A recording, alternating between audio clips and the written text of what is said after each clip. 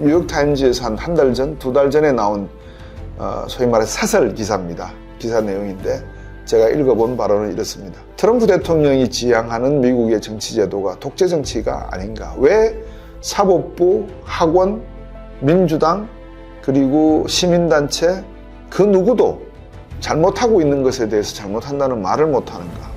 불이익을 당할까 싶어서 전부 다 두려움에 떨고 있다. 이런 표현을 썼더라고요. 아무도 여기에 대해서 이런 방구 말도 못해요. 도대체 미국이 어디로 가고 있는가. 그러니까 제가 도대체 트럼프라는 사람은 대통령은 어떤 분인가.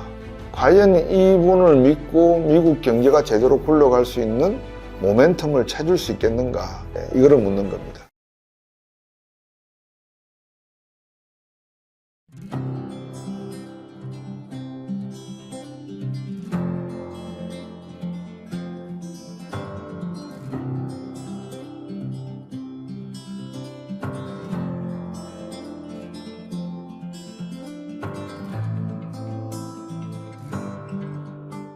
네, 안녕하십니까. 곽수정입니다.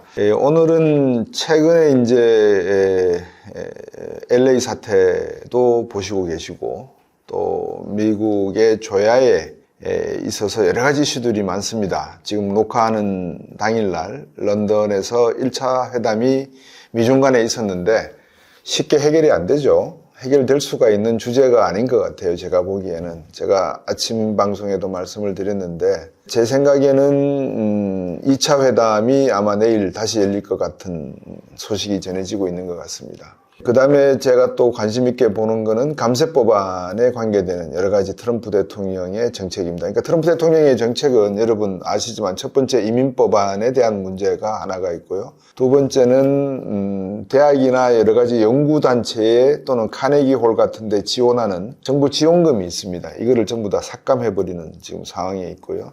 세 번째는 관세 전쟁을 펼치고 있다는 점이고요. 그다음에 네 번째는 미국 기축통화의 지위를 강화하기 위해서 스테이블 코인으로 하여금 발행을 한 다음에 미국 채권을 사서 안정화시키겠다는 의도. 그리고 장기적으로는 뭐 중장기적이라고 봐야 되겠죠. 자기 임기 내에 마라라고 협상 같은 것을 해서 센츄리 본드 100년짜리 채권을 팔아서 하겠다. 뭐 미국 기축통화 지위를 공고하겠다. 이런 내용들로 묶여져 있다라고 보시면 되고, 그 다음에 나오는 뭐 펜타닐 이야기, 그 다음에 그린랜드의 어떤 땅 다시 우리한테 팔아라. 캐나다를 50만 문제주로 영입하겠다. 이런 이야기들을 하는 것은 그냥 곁다리로 들으셔도 될 것 같아요.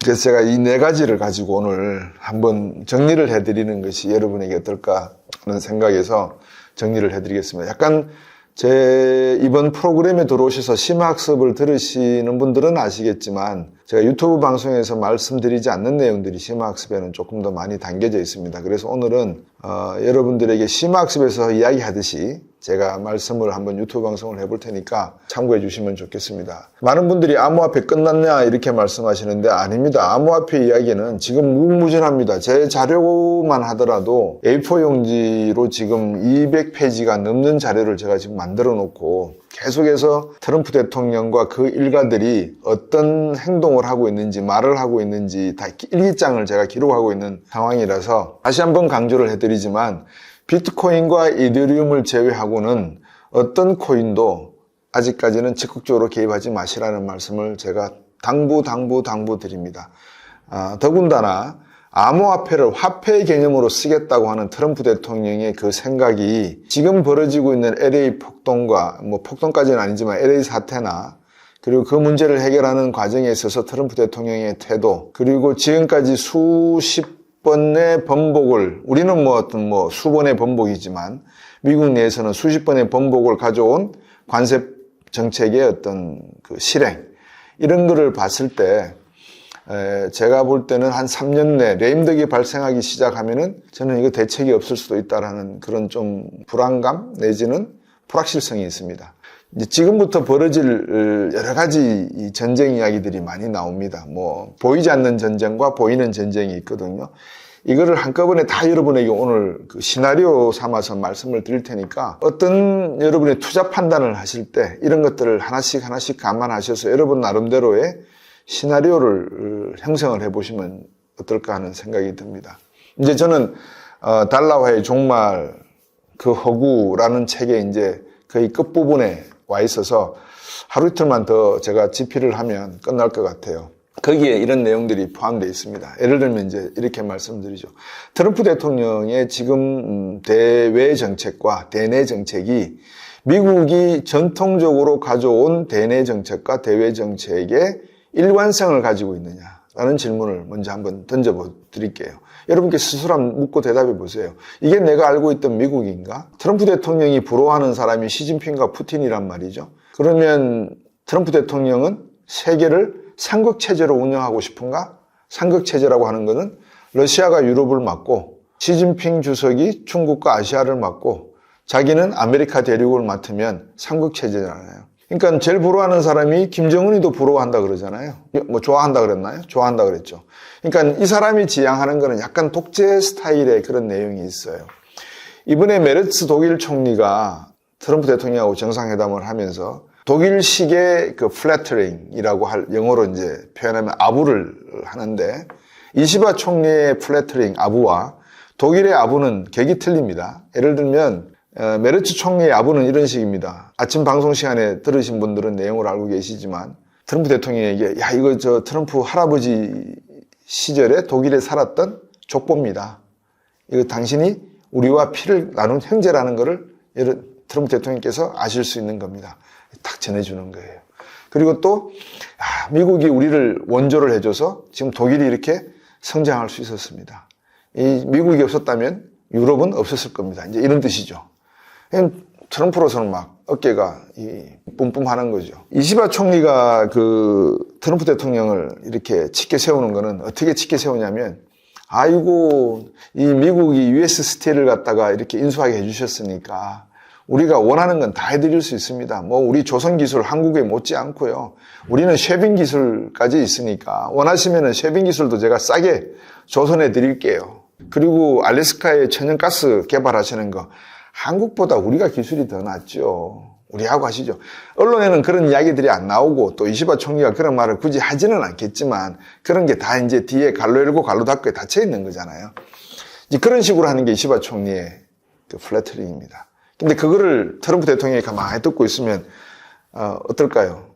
회사의 회장님이나 사장님들, 대표이사분들은 그러시더라고요. 나이가 60 넘어가고 난 다음부터는 자기한테 듣기 좋은 말 하는 사람이 그렇게 예쁘고 귀여워 보인다 그러시더라고요.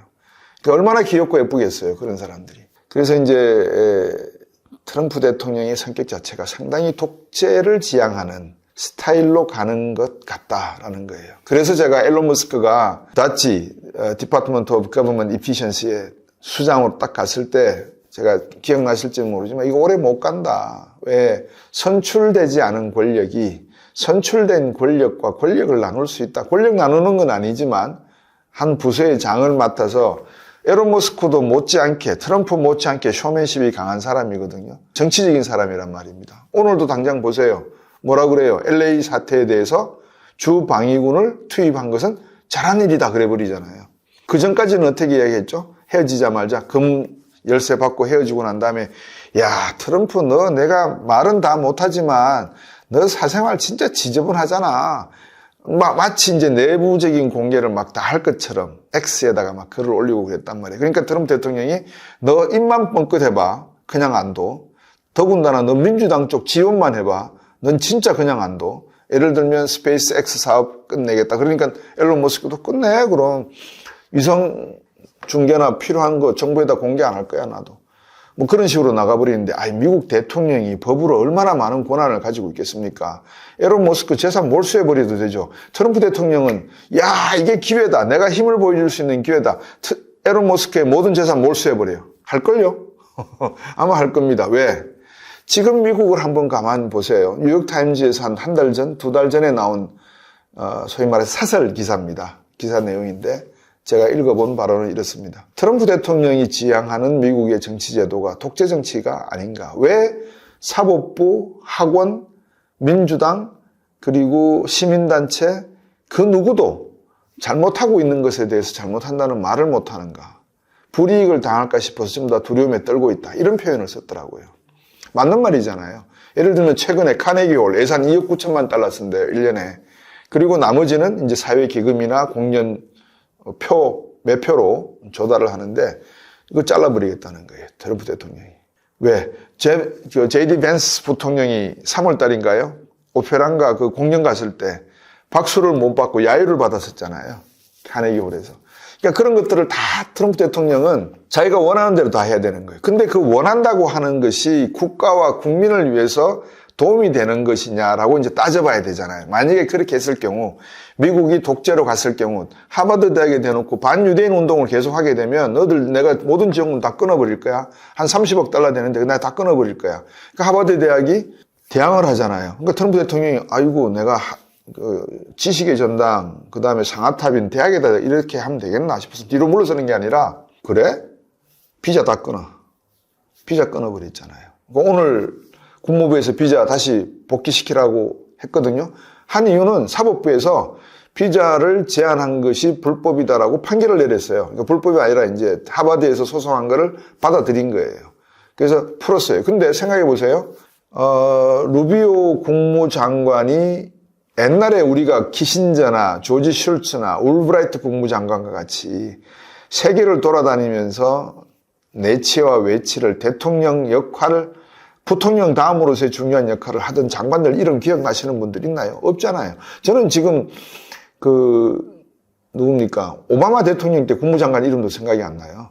그만큼 뭐 관심이 없는 것이기도 하지만 어쨌든 이런 장관들조차도 대통령에게 말을 못하는 거예요. 왜? 트럼프 대통령은 알았거든요. 일기 때. 뭐 많은 사람들 써보니까 나중에 어떻게 됐어요? 임기 끝나고 난 다음에. 트럼프가 뭐 했다더라, 뭐 무슨 스캔들이 있더라, 거짓말 많이 했더라, 백악관 회의에서 뭐 욕만 하더라, 술만 먹더라, 이런 이야기를 다 까발려버리고 자서전까지 써버리잖아요. 기억나시죠? 유엔 대사했던 수염 났던 미국 정치인.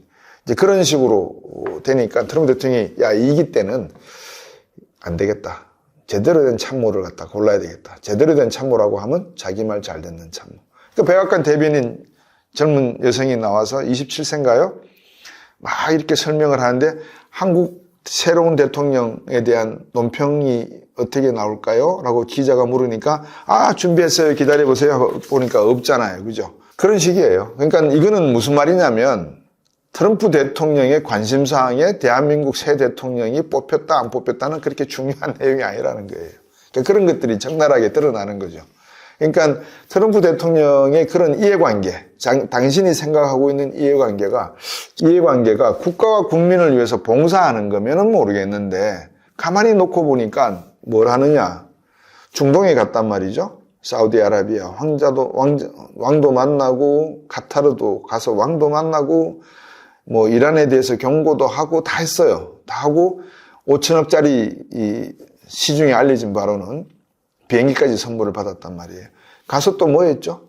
기억나시죠? 암호화폐 팔고 왔어요. 그 다음에 그 사이에 베트남에 가시면 어떤 일이 벌어지냐면 베트남 국내법을 다 무시하고 그 보면은 부동산 관련해가지고 리조트를 개발하는데 에릭 트럼프한테 특혜를 주고 있는 거예요. 지금 엄청난 땅을 갖다가 뭐 공사하려고 그러면 여러 가지 허가를 맡아야 되잖아요. 다 무시. 그래서 지금 트럼프 타운을 갖다가 베트남에 짓고 있습니다.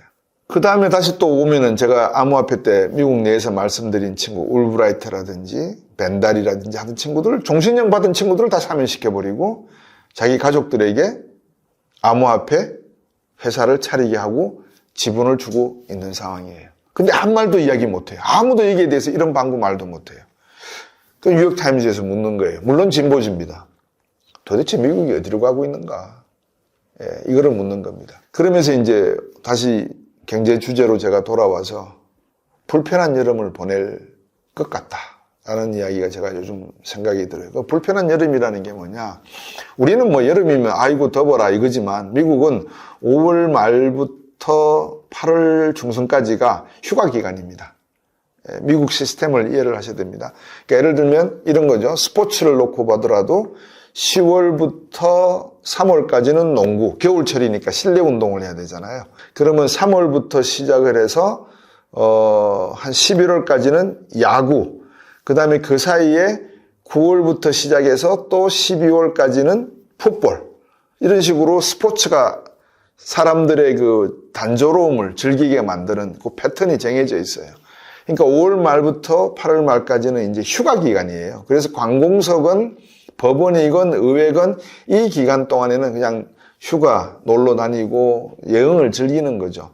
미국에서 근무해 보시는 분들은 아시겠지만 휴가가 어떻게 만들어지냐 그러면 내가 8시간 일하면 시크리브하고, 그러니까 아팠을 때 병원 갈 수 있는 시크리브 하고, 그 다음에 베케이션 리브, VL이라고 하죠.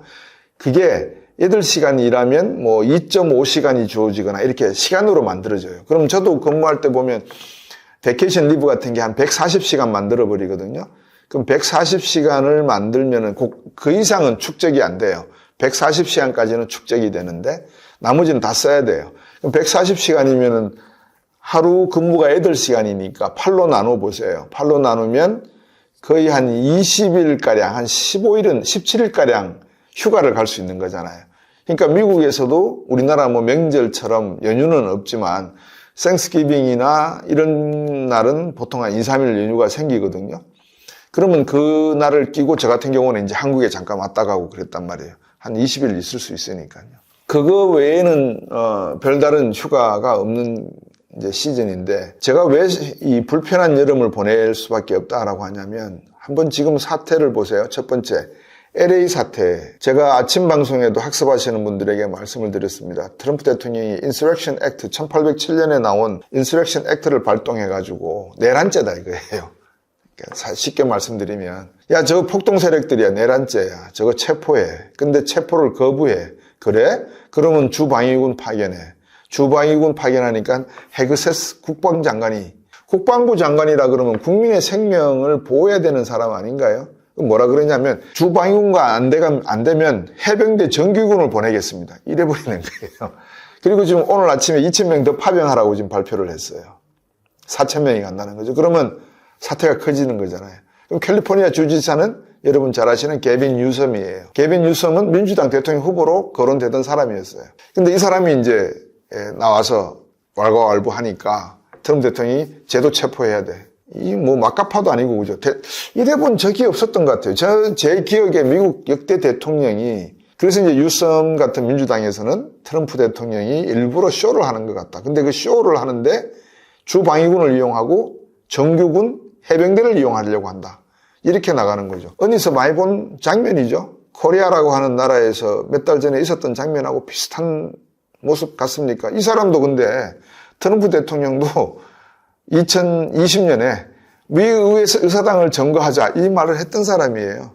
참 이게 아이러니합니다. 왜 이런 일이 벌어지느냐 그 생각을 해보니까, 자, 경제적으로 사람들이 감세법안 이야기 가지고 막 논의를 하고 있고, 미중 협의 관계를 가지고 논의를 하고 있고, 러시아 우크라이나 사태에서도 자기가 하루 만에 한다 그랬잖아요. 근데 하루 만에 못한 이유가 뭡니까? 라고 하니까 농담이었어. 이래버리고 지나갔다 그랬잖아요.